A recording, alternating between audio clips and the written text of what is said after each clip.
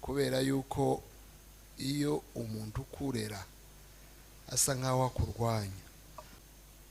Inshuro nishi nishaka ngere ku bantu bazatangira nk'isengero cyangwa nk'abahanuzi cyangwa nk'abaririmbyi, ndafata izo ngero 3 nizo zigira nk'impano zigenda zigaragara. Umuntu akubwira yuko baheba mu Rwanda, ariko ikintu kiro gikomeye nuko abashumba benshi nanone sababyeyi. Uteye indirimbo imwe abantu barafashe bukamabwira ngo ubundi wabaga hehe. Uzi ko umuntu azateye indirimbo akamubwira ngo se yabaga hehe, noneho yazabura kubanditse kutaje amateraniro yabuze kubera wabuze. Birashoboka yuko umuntu yagira umubyeyi wo mu mwuka bategeranye atabana. Hari uwabibaje gutyo.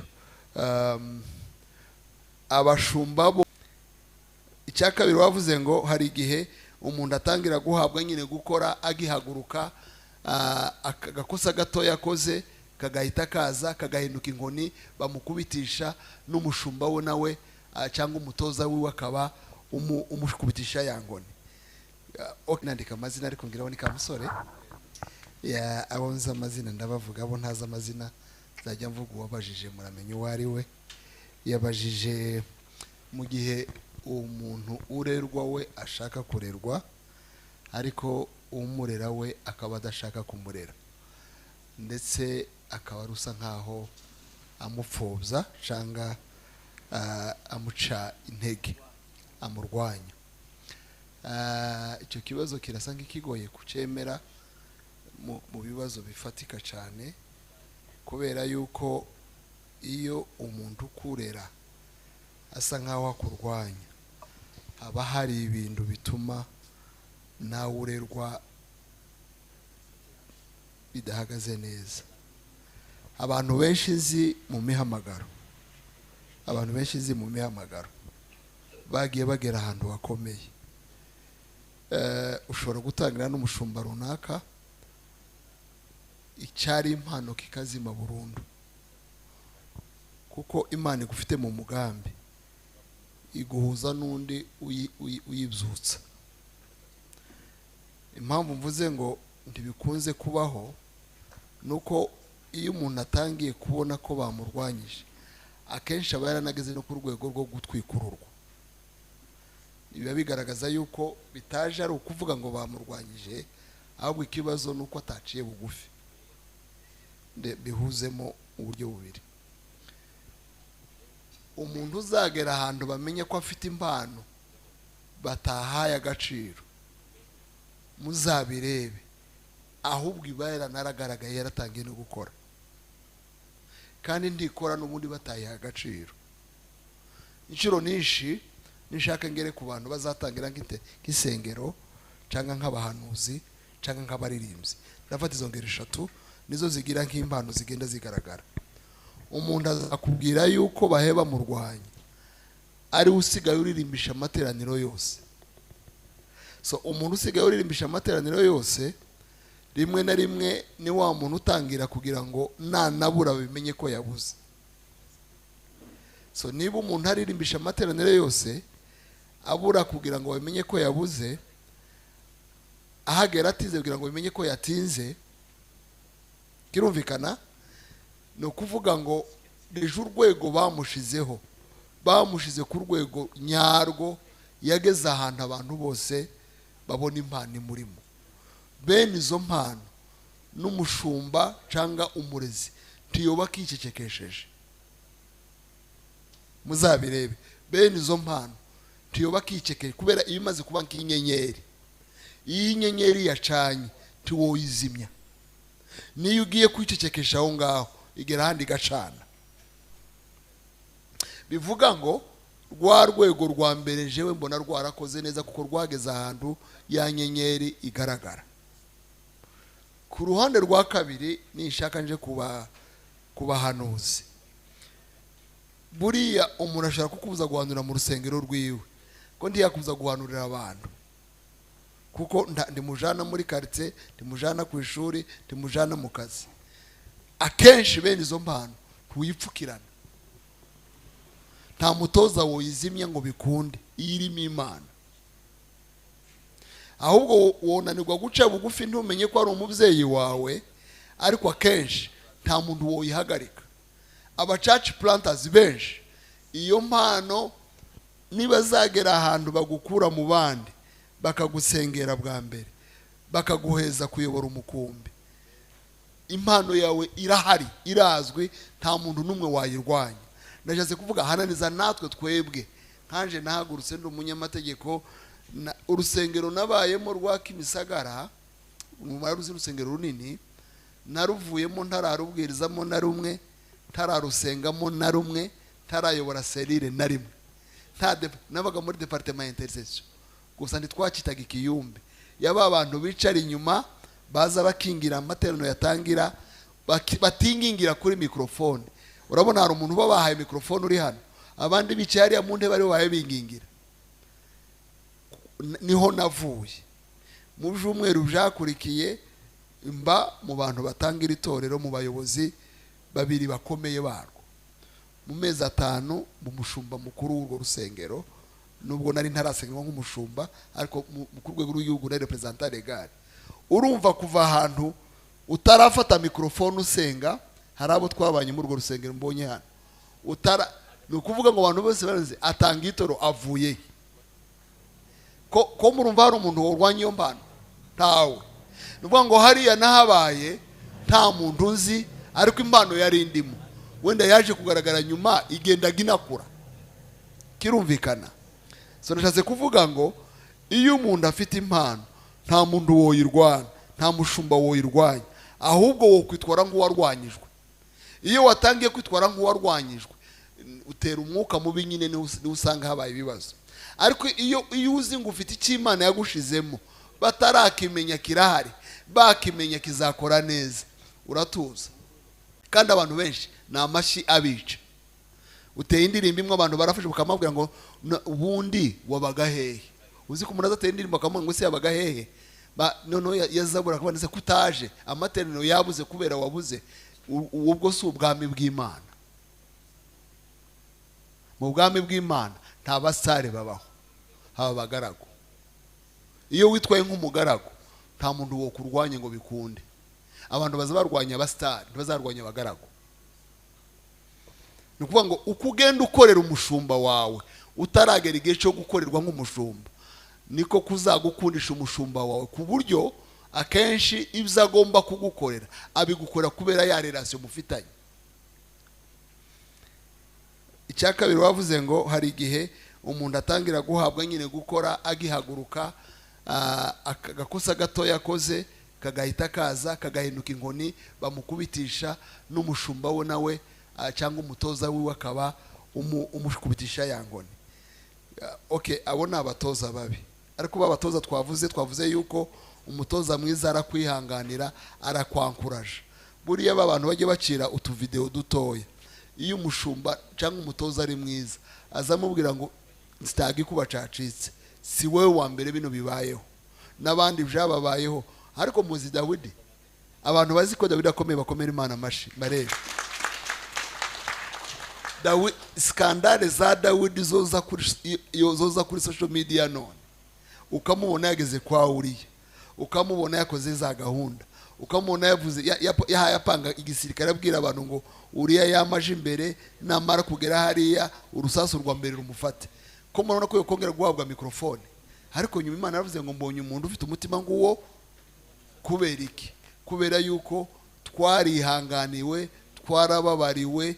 Utababariye abandi ngo ubihanganire turi umutoza gusa. Nanone ntibivuga ngo umuntu ahore mu makosa.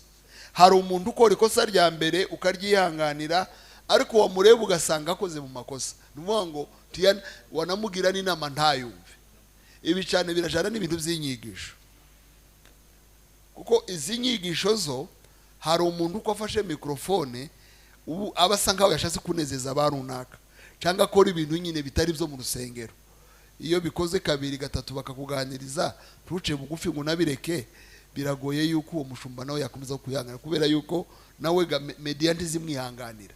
Siko bimeze. Nuvuga ngo igihe turimo nanone tugomba kumenya ko atari igihe cy'aba Dawidi, atari igihe cy'abandi bakoraga nta makosa yagaragara ngo aje hanze. So no kwitwararika, ufashe mikrofone wese agomba kwitwararika. Ariko tugize ngo umuntu wese akantu yavuze kamucitse cyangwa kosa yakoze turi muzize, ntituzoba turabatoza. Tugomba gufasha abantu kuva mu makosa, tukabaganiza mu rukundo, tukanabihanganira kuko natwe twarihanganiwe. Niho umushumba atanira n'undi. Uyu ashobora kutakumva, wagera ahandi ya makosa bakayumva bakanakurira kandi bigahinduka. Uwabaje ikibazo wundi wa kabiri yavuze ngo iyo umuntu afite abana rero 5 cyangwa 3 cyangwa 4, umwe akasa nkaho agoranye, abandi bagasa nkaho barerwa neza, ikibazo yanavuze neza ngo indiva mu mweru na muhima harya. Ngo se biba bimeze gute? Anatanga n'ingero. Impamvu mbivuze kuriya nuko no muri Bibiliya birahari. Nidushaka turebe ku muryango wa mbere isi itaraba mbi cyane, igihe cyane cya Adamu abyarande Abeli nande na Kayini. Kayini yigiye he? Buriya hari ibintu karemano, hari nubwo Imana Yesu avuga kuri Davuze ngo n'umwana wo kurimbuka, hari abantu despite uburere wabahaye bigora kugira ngo babufate. Hari abantu bashyira imbaraga mu bana babo kandi akabitaho, akabohereza ku ishuri kimwe n'abandi, bakagira amahitamo mabi. Ntiwobuze umuntu amahitamo. Bibiliya yemera amahitamo y'abantu. So uwahisemo nabi akora nabi nyine. Ariko wowe igihe wakoze ibyo ugomba gukora ntibakagomba kukublaminga. Ariko iyo utakoze ibyo ugomba gukora, nanone ugomba kumva yuko ufite role mu burere bubi bw'abana wareze. Twashatse kuvuga yuko twebwe turarera, ariko twebwe ntiduhindura. Uhindura n'Imana n'Umwuka Wera, ariko abarera n'abatanga inama n'ababera abandi ntangarugero n'abantu. So ntitwohindura abantu, Imana yo bahindura. Hari igihe abakiri Sawuli ugomba kuzaba Pawulo, kandi Sawuli mbere yuko wa Pawulo yari ihangana yakoze ibintu byinshi. Murabyumva? Hari igihe Imana ibishaka yuko izubakira kuri bwa buhamya bwiwe. Dufite abana bananiranye, ariko umunsi bakijijwe baza ugasanga ubuhamya bwiwe buhinduye ibihumbi n'ibihumbi, wa wundi wavukiye mu burere bwiza wabukuriyemo atahindura. Tuzubona umuntu atanga ubuhamya hano ukavuga ngo nanje iyo mbanza mu burara. Ndababajije, nta muntu uzuvuga ubuhamya hano uburyo yahuye n'Imana n'ibyo yari yarakoze byose, abantu bagakoba amashe bakavuga ndi kabisa uyu muntu yakirwa, ariko ubundi jewe kubera iki nanje ntabanje kubaka CV nzaza mvugira hano ku gatuti. So abantu baratandukanye, ariko kora role yawe, Imana ikore role yayo, Umwuka akore role yayo. Right? Spiritual father atandukanye n'umupastori wawe. Hanyuma ni gute birashoboka yuko umuntu yagira umubyeyi wo mu mwuka bategeranye batabana? Hari uwabibaje gutyo. Abashumba bose bacu badushumba nibo babyeyi ba mbere, kuko ikiba cyatumye Imana iguhuza nawe bari umubyeyi, kuko arakwegereye cyane. Hari cyane twe simfise mbona umwanya wo kugishakamo, ariko biri mu zandiko za Pawulo avuga ngo nubwo mufite ababigisha inzovu, ngo mufite umubyeyi umwe, ngo nije wababyaje ubutumwa. Nuba ari nk'iryo jambo. So dufite abatwigisha inzovu buriya ni 100,000. Nico bivuga. 100 of teachers. Abatwigisha ubu ngubu ndi wobabara. YouTube irigisha. Hari abari hano aho twari turi nimugoroba, twavuye hano tuja umupasiteri washatse kutuje iwabo, n'abapasiteri n'itorero ryiza rikomeye, sanga bose ko barakurikirana igiterane kiyo kibera hariya muyita ngo Nairobi Feast, si ibintu ngibyo kirimo kibera hanga kuri ni urupaka. So sanga bakurikiye, ngeze ahandi sanga bari iwacu mu materaniro y'iwacu.